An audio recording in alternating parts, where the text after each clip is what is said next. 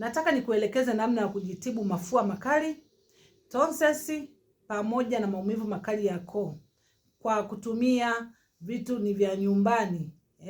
Vitu ambavyo wewe mwenyewe utavitengeneza, unavitumia hapo nyumbani. Wengine wanatumia kama viungo, wengine wanatumia kama chakula, kuweka kwenye chakula. Basi nitakuelekeza namna ya kutumia na nitakuelekeza hivyo ni vitu gani. Lakini kabla sijaanza kukuelekeza, kama bado hujanifollow, hebu ni follow uwe wa kwanza kupata tipu kama hizi pale ninaporusha video zangu. Lakini pia usiache kulike, kwa sababu unavyo like tunaendelea kukuza akaunti yetu.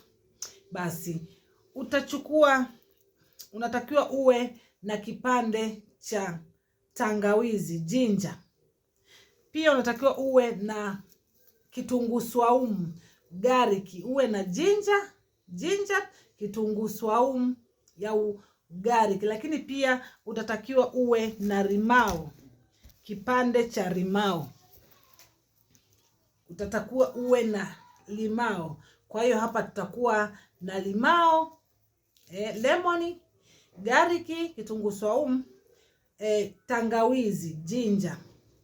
Basi utakachotakiwa kufanya, utakata hii limao iwe nusu kipande. Kumbuka tutatumia kipande tu cha limao, sio limao nzima, kipande. Tafuta limao ambayo ina ukubwa kidogo. Mimi limao kwangu ni kadogo. Tafuta yenye ukubwa kidogo, ikate katikati. Ukishaikata hicho kipande, katakata kidogo kidogo hicho kipande. Katakata kidogo kidogo, weka slice ndogo ndogo. Weka kwenye chombo chako. Utachukua garlic punje 6, punje 6, na yenyewe utamenya vizuri. Punje 6 kama hivi, Utachukua punje 6 kama hii. Hii ni punje moja. Kwa hiyo utachukua punje ziwe 6. Utamenya vizuri kabisa. Toa haya maganda ya juu. Ukishatoa, hakikisha ziwe 6. Katakata na zenyewe, weka kwenye chombo chako. Kumbuka umeshaweka slices za limao, umeshaweka punje zako 6, umeshazikatakata za garlic, kitunguu swaumu. Ukishamaliza, utachukua hii, au kama unayo nyingine wewe tumia kwa ajili ya kusaga kipande chetu hiki cha tangawizi. Hakikisha unasaga kwenye kile chombo. Sagia humu. Saga hicho kipande chote kiishi. Baada utakapokuwa umemaliza sasa, utachemsha maji yako, utaweka kwenye chombo. Hakikisha umechemsha huo mchanganyiko wako wote. Weka glasi moja ya maji, glasi moja na nusu ya maji. Acha ichemke kwa moto mdogo. Fungulia moto mdogo. Kama unachemshia kwenye gesi au kwenye mkaa, weka moto kidogo ile ule mchanganyiko wetu uchanganyike vizuri. Chemsha hapo kwa muda wa nusu saa au dakika 15. Fanya dakika 15. Chemsha hapo, hakikisha mchanganyiko wetu umechanganya vizuri. Chuja kwenye chombo au kwenye kikombe ule mchanganyiko baada ya kuwa umechemsha. Acha ipoe. Baada ya kupoa, utaweka asali kijiko kimoja. Huo mchanganyiko. Utaweka asali kijiko kimoja. Hakikisha asali yako kama ni mbichi itakuwa ni nzuri zaidi.